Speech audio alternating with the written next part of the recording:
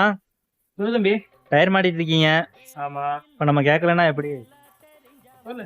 Tyre நல்ல பிரச்சனை. டயர்ல ஒரு பிரச்சனையும் இல்ல. சரி. இப்போ டயர் மாத்தணும் ஆ. அப்படின்னா எந்த கம்பெனி போனான்னா நம்மளுக்கு குட் லைஃப் கிடைக்கும்? தம்பி, டயர் மாட்டுறேன் அப்படிங்கறத பொறுத்த வரைக்கும் டயர் எந்த கம்பெனி வேணா மாட்டலாம். ஆனா டயர் கம்பி வரைக்கும் ஓட்டுறது தான் தப்பு. நம்ம டயரோட கண்டிஷன் எடுத்துட்டீங்கன்னா 4 வருஷம் தான். எந்த டயர் வாங்கினாலும் 4 வருஷம் தான். ஏங்க டயர்ல பட்டன் நல்லா இருக்குதுங்க, சூப்பரா இருக்குங்க, 50% இருக்குங்க, 60% இருக்குங்க, அப்படிலாம் கிடையவே கிடையாது. ஒரு டயர் எடுத்தீங்கன்னா மேனுஃபேக்சரிங் இயர் அதுலயே இருக்கும். அந்த மேனுஃபேக்சரிங் இயர் வந்து 4 வருஷம் முடிஞ்சு அதோட வாரண்டியே. ஏன்னா டயர் நம்ம வீட்டுல எல்லாம் தண்ணி டியூப் வச்சிருக்கீங்களா, அந்த தண்ணி டியூப் வந்து வெயிலே போட்டு எப்படி வெட்டையாயிரும், அது மாதிரி உங்க வண்டியை நிறுத்தி வச்சிருந்தீங்கன்னா அந்த டயர் வந்து அந்த வெயிட்டேஜுக்கு வந்து தொடர்ந்துக்கும். ஓகேங்களா? ஒண்ணு. ரெண்டாவது ஹீட்லயே நம்ம ஓடிட்டு இருக்கோம். வண்டியும் ஹீட்டு, ரோடும் ஹீட்டு.